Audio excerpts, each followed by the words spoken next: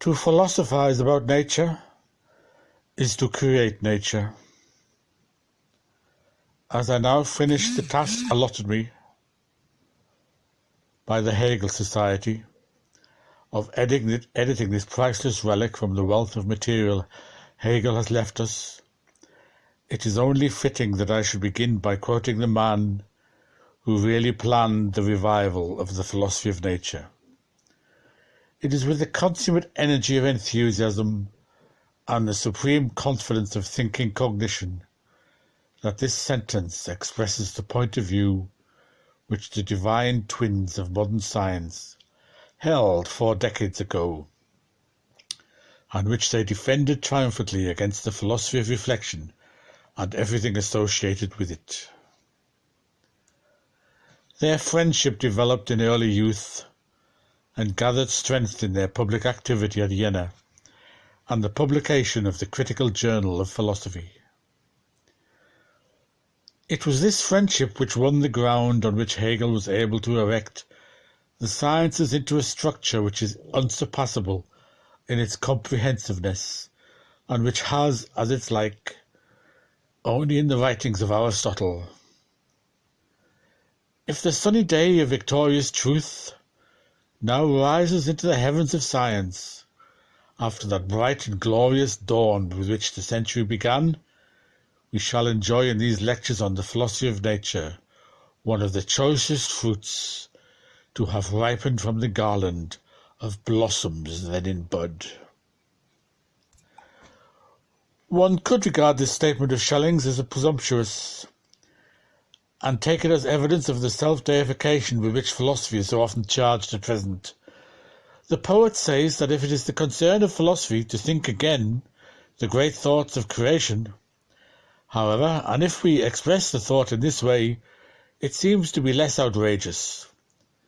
What in fact can be our object in philosophizing about nature, if it is not to reproduce its intelligible essence or generative ideas, by thinking them forth from our spiritual inwardness? In this connection I should like to draw attention to the end of these lectures, where Hegel brings out the creative activity of spirit in nature in a similar way. It is generally asserted, however, that as experience is the only basis of the scientific cognition, and as most certainly the only basis of natural science, the whole business of a philosophy of nature, which is the comprehension of nature through thoughts, is idle and utopian. One cannot deny, of course, that the philosophy of nature would never be able to think about nature unless it could draw upon experience. But experiences are in no way conducive to the discovery of ideas, unless those ideas flow from an inner source. It can be seen only too often that the continuous and unorderly accumulation of empirical data, instead of furthering our knowledge of nature, merely gives rise to further confusions and contradictions. Consequently, when the attempt is made to introduce a systematic consistency into natural science, this is said to be a useless and impossible task, and even the empirical scientists themselves will admit that it is doomed to failure.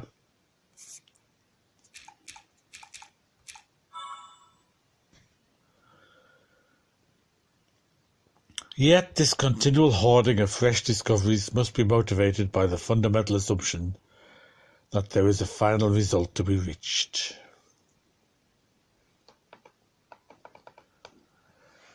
And that at some time or another there will be a breakthrough from the phenomena to the essence of nature. As an excuse for the perpetual postponement of this, it is always pointed out that everything has not yet been discovered, as if the goal of which research of this kind, as before it were, not being continually shifted into the distance, for there is no end to what may be discovered. It is not surprising, therefore, that when a philosophy of nature also enters the field, and attempts, as it must, to present the idea of the whole, it is passed by with a shrug of the shoulders and a commiserating smile. We can say, therefore, that natural science still finds itself with the following difficulty. If we concern ourselves with understanding, noting particularities, exact observation, and distinguishing one thing from another, we shall tend to regard whatever arises from an idea and leads back into it as to some extent a burden to us. We shall be at home in our labyrinths in our own way, and we will not feel the need for a line of inquiry that might lead us more rapidly throughout the whole.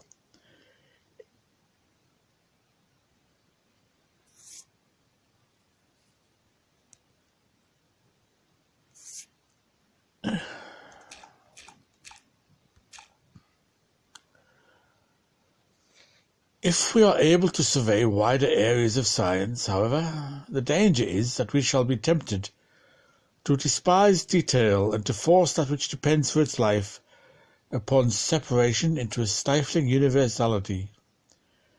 If we now inquire into the attempts that have hitherto been made to break out of this difficult situation, a balanced and all-round understanding will seem to be even more of an impossibility.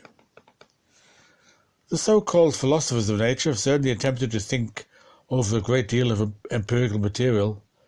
They have, however, been only too ready to apply the rigidly worked-out schemata which were given currency by Eschenmayer under the name of potencies in order to ravage and obliterate their bright abundance and infinite multifariousness of nature and transform it into the drabbest of uniformities. Their turbulent mixture of thought and empiricism was all the rage 40 years ago, and one can hardly blame the empirical physicists for the forthright way in which they have rejected it.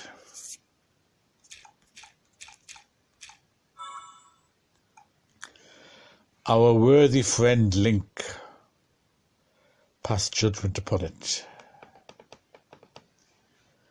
and we quote him with approbation. There is very little research to be done if one is prepared to accept the pronouncements of certain physio-philosophers. They tell us, for example, that a plant is the product of light, earth, and attraction. According to Kaiser, the plant in its integrity is the organic magnet, and shows this both in its entirety and in its parts. One runs across the whole triad of undifferentiation, indifferentiation, everywhere. Nature has never been so abused. Speculation of this kind can offer us nothing but vague relationships and superficialities. It never touches the inexhaustible profusion of actuality, and instead of interpreting the actual world, offers us hieroglyphics. The philosophy of nature certainly applied the principle of creating nature through thought in a most unfortunate manner, for the figments of cognition it dealt with were merely the products of an eccentric imagination. Can we say, however, that empiricism has helped to close the gap which divides it from philosophy? If we note some of the views now being expressed by natural scientists, we shall have good reason to believe that Hegel's polemic against the atomistic and materialistic interpretation of nature is beginning to take effect. Resonant matter has already been discarded, and even Newton's theory of colour has not remained unquestioned, although the wave theory, which is replacing it, seems to be even more materialistic. It has even been said quite recently that electricity is merely a direction, which sounds idealistic enough.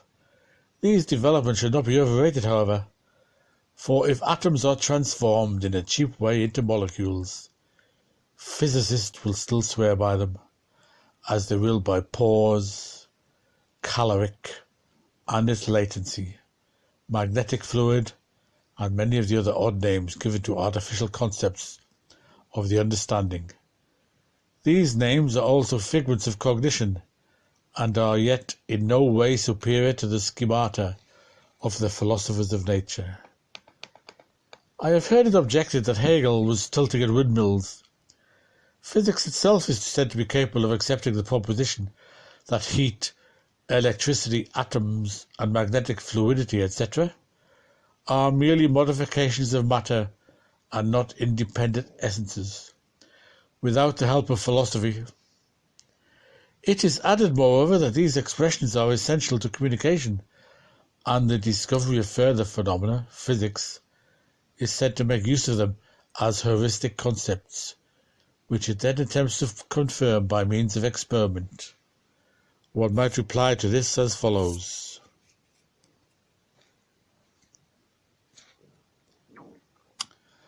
Philosophy should be grateful for the concession implicit in the point about the windmills. For as it was behind these windmills that the giant of empiricism had hidden himself, the fact that Hegel was knighted for combat of this kind should not detract in any way from his reputation. With regard to the second point, it should be remembered that even if this metaphysic of forces, matter, substances and atoms, etc., is only accepted as an hypothesis, it will still distort our initial assessment of experiments. It is impossible to interpret experiments soundly if fixed preconceptions of this kind are read into them, and one then deludes oneself into thinking that they confirm these preconceptions. The way in which we speak is never a matter of indifference, for thoughts cleave to expressions. Philosophy and physics have hitherto spoken different languages, and I am convinced that this is the root cause of their being unable to understand one another. I can see no reason why we should regard this as an insuperable obstacle, however, and by offering this book to the general public, I believe that we shall be helping to overcome it, for it is here that the divine language of Hegel's rationalist dialectic already approximates to many of the modes of human speech used by the understanding. The French and English are mainly to blame for the labyrinths of complicated theory that have been introduced into physics. And Hegel was only too justified when he blamed our physicists for relying too heavily upon the ways of thinking which predominate upon the Rhine and the Channel. It is therefore not unreasonable to expect our physicists to draw upon their German cultural resources, or at least to show they are willing to negotiate with German philosophy, and to correct it should it fall into error. A state of mutual understanding is one of the essential conditions of any future peace treaty. However, each side will have to be aware of the other's method of comprehension, for it is only by mastering an opposing point of view that one is fully qualified to refute or accept it. It cannot be denied that Hegel's attacks were strongly tinged with bitterness, and as he improvised upon his notes in the lecture room, the sharpness of his remarks was often involuntarily heightened. I beg the physicists, the noble passion for truth which characterized the deceased, however, and to take into consideration the conscientiousness with which I have attempted to give an account of what was communicated.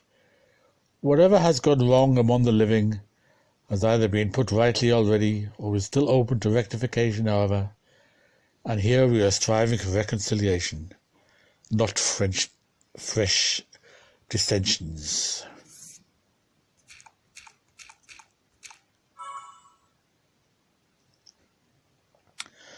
We cannot hope to succeed without this understanding, but no matter how earnestly we attempt to create it, we shall achieve nothing unless we have the objective support of a mediating principle, and both empiricism and the philosophy of nature are unable to provide this. If this medius terminus is to be a true middle term, it will have to display two aspects, so that both extremes occur within it. I should now like to suggest that Goethe's sense of nature, in its bearing upon experience, and this work of Hegel's, in its bearing upon philosophy, constitute the mediating principle required. Although Goethe takes experience as his starting point, he does so in a different way from the natural scientists, for instead of concentrating upon an investigation of the remotest and subtlest relationship in which phenomena are obscured and distorted by their multifarious connections, He concentrates upon the purest, simplest and most basic form of a phenomenon, analyzes its basic datum of experience, and without making use of any preconceived terminology, merely describes it. He therefore presents the distinct and basic aspects of a phenomenon, or the thought of their relationship. We may say, therefore, that Goethe's archetypal phenomena constitute the immediately intuited ideas of experience, and that they may only be readily discovered by experience by those in command of the sure procedure of an instinctively rational genius. Goethe's fine sense of nature enabled him to discover the archetypal phenomena of colours, plants and bones, etc. He was proud of a presentation from Alexander von Humboldt which confirmed this, and which was accompanied by a flattering characterization in which he suggested that poetry might also be able to lift the veil of nature. If von Humboldt acknowledges this, who will deny it? Goethe's archetypal phenomenon is the idea which constitutes the factual nature of an appearance. If this idea is not discovered by any kind of obscure drive, but is grasped consciously by the precise procedure of the self-motivating progression of dialectical thought, it constitutes the Hegelian method, which develops the idea of space, time, motion and matter, etc., out of the logical idea. Although these entities are only discovered because the philosopher has prior experience of them, they are quite independent of this experience and are in no way determined by its content. Philosophy certainly does not make an immediate deduction of the shapes of nature as such. It merely deduces certain of the thought relationships characteristic of nature, and then discovers the intuitions which correspond to them in the sphere of natural phenomena. In this second a posteriori procedure, it places space at the apex, for it is the intuition we call space which corresponds most exactly to the simplest form of the idea of nature, to issue forth from logical development. However, philosophy does not anticipate this placing of space by means of a priori deduction. When we make the transition from the idea of space to the second idea of nature, we find that this has its closest corresponding intuition in time, so that this recognition of our concept in an intuition repeats itself, as it does throughout the philosophy of nature. It cannot be said of this procedure that the idea is extracted from the intuition, for if the individual deduction had allowed the idea of space to be followed by the subjective thought determination, that the second idea of nature corresponded more exactly to the intuition of motion, or even of the plant, then the philosopher would have rejected time and placed his intuition next to space in the series of natural forms. Consequently, before he enters upon metaphysical determinations of this kind, the philosopher will have to make a preliminary survey of natural phenomena in order to assess their relative worth and comparative development. Only the dialectical development of the ideas themselves can decide where intuitions such as space and time should be placed, however, and therefore what general order should be adopted. For it would be preposterous to assert that the graded series of forms had also been created out of nature, as it is certain that they are all in nature together. If an idea is derived a priori, and no corresponding intuition is forthcoming, we may proceed in either of two ways. To a certain extent we may be justified in assuming that the empty place contains a phenomenon which has not yet been discovered empirically. But although Oken frequently made use of this expedient, it is not to be recommended.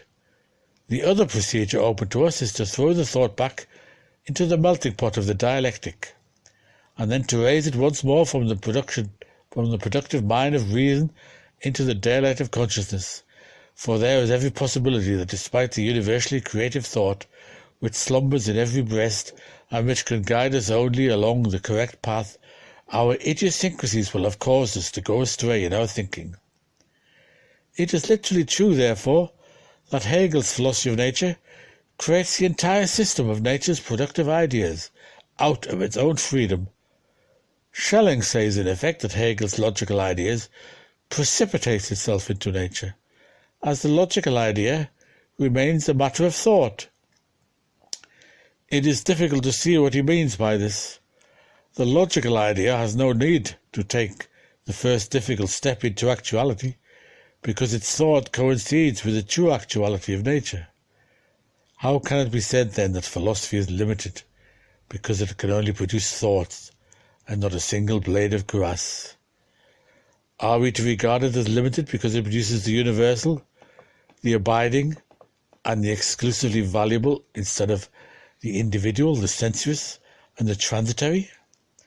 If the limitation of philosophy is supposed to consist not only of its being unable to constitute individuality, but also of its being unaware of how individual things are constituted, one has to reply that this how is inferior to knowledge, not superior to it, and that knowledge, therefore, cannot be circumscribed by it. Consequently, knowledge goes by the board when we ask how this transformation of the idea into reality, etc., the precise reason being that nature is the unconscious idea, and that knowledge is unnecessary to the growth of a blade of grass. The true creation is that of the universal, which remains securely within philosophical condition itself. Hegel's philosophy of nature also does full justice to the experience, however, by which the speculative course of its ideas must also always be regulated. I am therefore convinced that in its purest speculative development, thought will coincide most completely with the results of experience, and on the other hand, that the fuller culpabilities of a mature sense of nature based on experience will yield nothing to supersede an insight into the embodiment of ideas.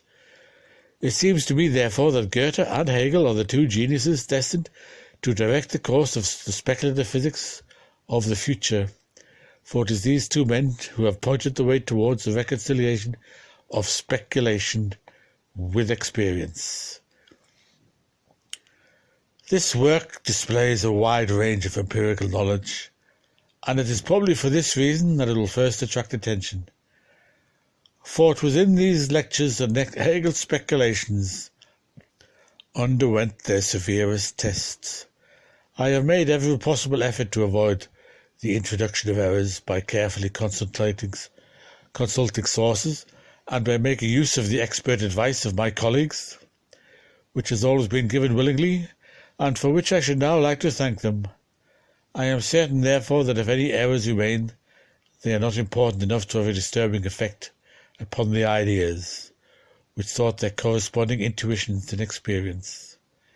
It can always be said, of course, that Hegel was unaware of certain discoveries, but as his ideas are rooted in their own validity, this has no bearing upon their soundness, and when they undergo a further inner development, there is always a corresponding increase in the room available for the new intuitions which might present themselves from without. If one attacks Hegel by saying that it is impossible to approach actuality with that which is purely rational, it has to be replied that although that which is rational in the actual phenomena of nature is stunted and distorted in various ways by the form of externality, it is always present there in a purer form than it is in the extremely sketchy systems of those who want to draw a sharp dividing line between that which is purely rational and that which is actual. It now remains for me to indicate the procedure I have employed in editing these lectures and to give an account of the sources I have drawn upon, which consist of Hegel's own lecture notes and of notes taken down by those who attended his courses. Hegel lectured on the philosophy of nature 8 times in all, once at Vienna between 1804 and 1806, once at Heidelberg in the summer of 1818, and 6 times in Berlin in 1819 to 1820, 1821 to 1822, 1823 to 1824, 1825 to 1826, 1828 and 1830. From the Jena period we have a complete notebook of Hegel's in quarto. The first edition of his encyclopedia of 1817 was the basis of his lectures at Heidelberg, and he interleaved it with notes he had written down on sheets of paper. At Berlin, the first 2 series of lectures were based upon yet another complete notebook in quarto. He prepared a new introduction for the lectures of 1823 and 1824, and added a new supplementary notebook, both of which were in folio. For these and the later lectures he also made use of his earlier notebooks, however, even the one from Jena. The second edition of his encyclopedia appeared in 1827 and was also used for the last 2 series of lectures. The third edition only appeared towards the end of 1830.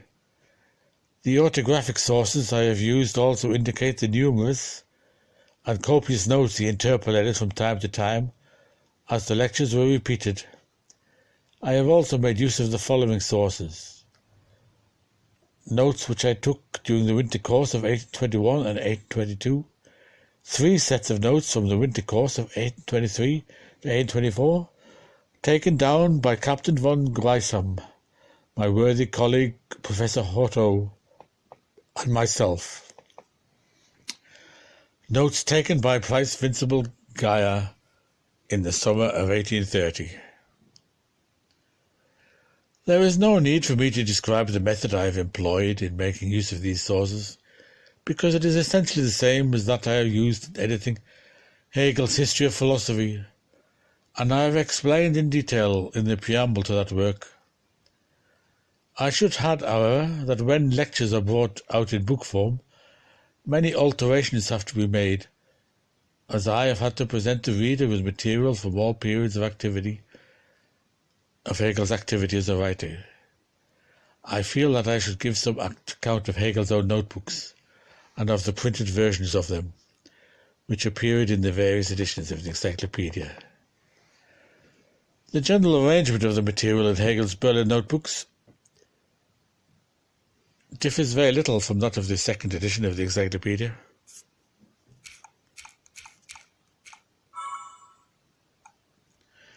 And the third edition introduced no changes. In the notebooks, part of the theory of colours is placed differently, however, and attention has been drawn to this in a note. These notebooks,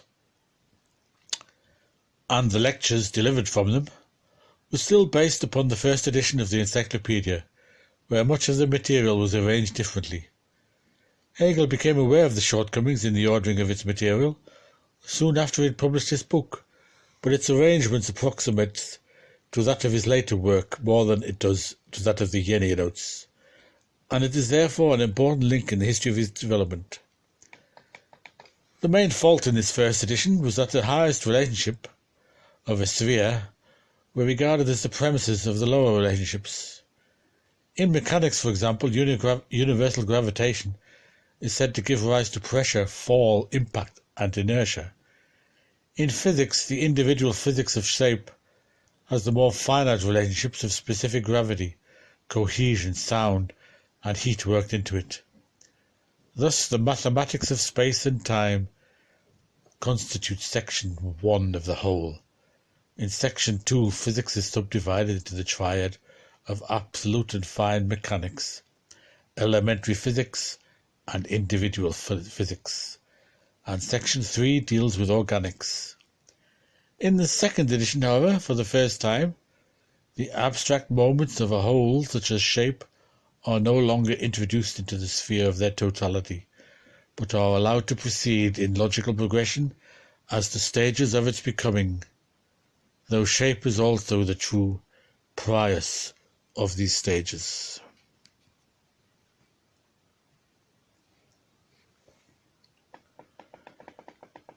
The Jena notebook still takes the basic division of objectivity in the logic as its point of departure, and the philosophy of nature is therefore divided into mechanics, chemism, and life as teleology. Its mechanics include space, time, place, motion, mass, and the celestial sphere. The first subdivision of chemism is figuration and presents light, inertia, fall, projection, pendulum, pressure, elasticity, impact, sound, cohesion, magnetism, the crystal, and electricity.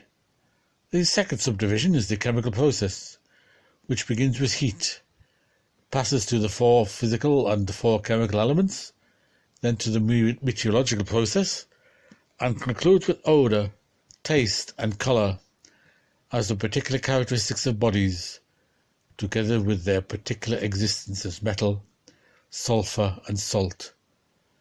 The third subdivision is the chemism of physically individual bodies and covers the actual chemical process of fire and water and galvanism. In this notebook, the only essential change in the arrangement of the organics occurs in the unique and somewhat clumsy ordering of the 3 universal organic processes.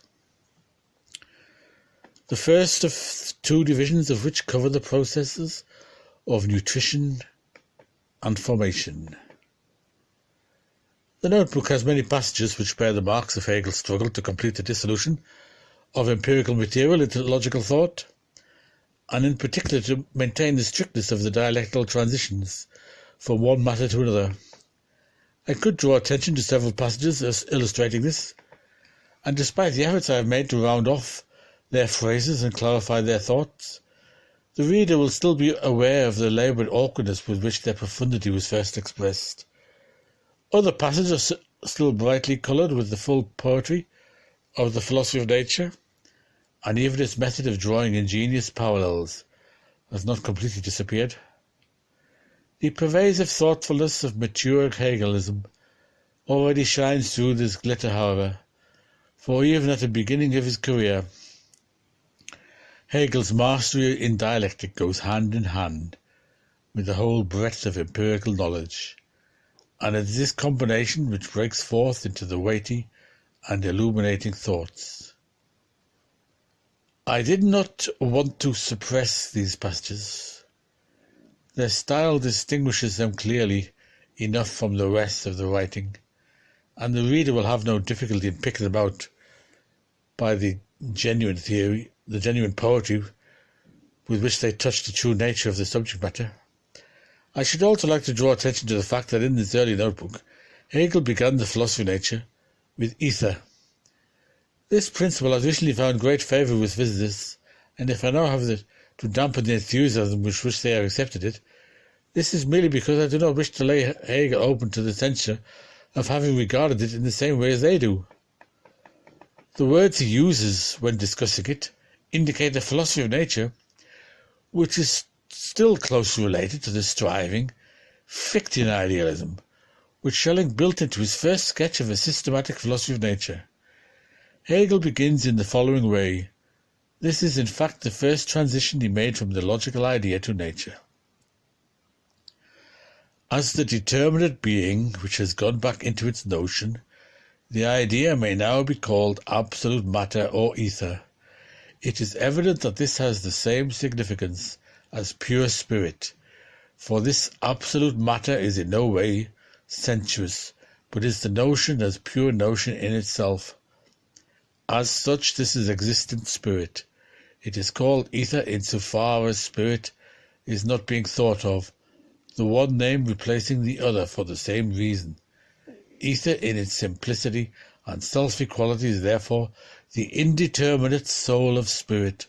It is motionless quiescence, or the essence which is perpetually returning into itself from otherness. It is the substance of being of all things, as well as the infinite elasticity, which has rejected and dissolved every form and determinateness within it, but which for that very reason constitutes the absolute pliability and potentiality of all form. Ether is therefore being, and although it is not ubiquitous in its penetration, it constitutes everything. It has nothing external to it and does not change, for it is the dissolution of everything, the simple purity of negativity, the fluidity of undisturbable transparency. By having returned into the self-equality of being, this pure essence has eradicated and left behind difference as such, and has become opposed to it. Ether is therefore the implicitness which has not displayed its becoming indifference. As this essence, it is merely the teeming matter which is in itself the absolute motion of the fermentation, which is certain of itself as the whole truth, and which remains in itself unequal to itself in this free independence of the moments which have observed the truth within it. In so far as it is said to be ether or absolute matter, it is in itself or pure self-consciousness, and is this general being, not as determinate being, nor as being of a determinately real nature. This determinateness of non-determinate being passes over into determinate being, however, and the element of reality in the universal determinateness in which spirit has its being as nature. The inner essence or ether is not present there, and one might say that the inwardness of its being in itself is not its truth.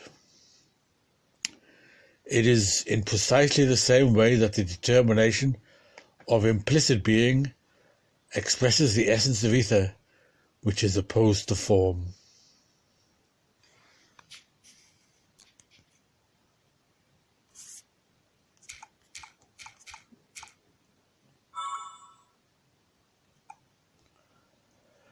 This philosophical encyclopedia of the natural sciences now awaits the judgment of philosophers and scientists. The considerable range of empirical material it covers is not taken for granted, and is often presented with a certain predilection. This is by no means out of place in academic discourses of this kind, however, for although the professionals are sufficiently aware of the facts, Hegel was not always able to assume that this basic knowledge was already present in the mind of his students, and as it was indispensable for the understanding of his ideas, he was forced to present it to them. History is rich in the decrees of fate, and the appearances of this work, together with the arrival of Schelling in Berlin, is certainly one of them. The man who planned the philosophy of nature, but was unable to do more than lay its foundations, will find the building completed in this work. In this book he may hail the genius of one who later became his friend, for he is the father of the science developed here, and he of all men living is most to be honoured for it. Yet if he believes it to be his mission to lead philosophy out of the undeniably difficult position in which it finds itself at present, and to save it from itself a terrible shipwreck and the destruction of all noble convictions, in order to really break through into the promised land of philosophy, he will have to undertake a scientific refutation of these legitimate children of his own philosophizing, for without this he cannot hope to return from his long exile and to grasp again the sceptre of philosophy. The page in the history of philosophy, which he began to write 40 years ago, has been finished by his followers, and it is some years now since it was turned, and its conclusions drawn and generally acknowledged. The history of philosophy has not yet failed to find expression, because Schelling has kept quiet. Philosophy is not without a free, untroubled, and completely unhindered movement, merely because Schelling's inner nature causes him to feel constrained and embarrassed by the strictly scientific procedure of a dialectical method.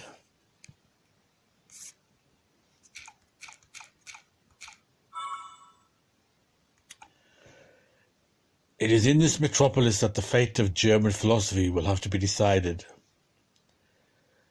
But if Schelling merely repeats the promises he has made for 40 years, if the whole world is still said to have misunderstood him, and his first philosophy merely to have contained the injunction to avoid absence of thought, while his second philosophy is attempting to draw all its positive content from beyond rationality, then despite the most solemn assurances that this is not the case, he will have shown that he has abandoned the true freedom of a scientific philosophy, and will most certainly come to grief in the shadow of the giant he is trying to overreach. In any case, we now await him here on this field of battle, where many of the heroes of modern German philosophy are still to be found. He is by no means a burden to us, nor are we unable to accommodate him, for we welcome the opportunity of accounting for the necessity of his relapse into a philosophy of revelation, and we shall therefore give careful consideration to his reasons for having found it impossible to keep to the giddy height which formed the intellectual intuition of his youth.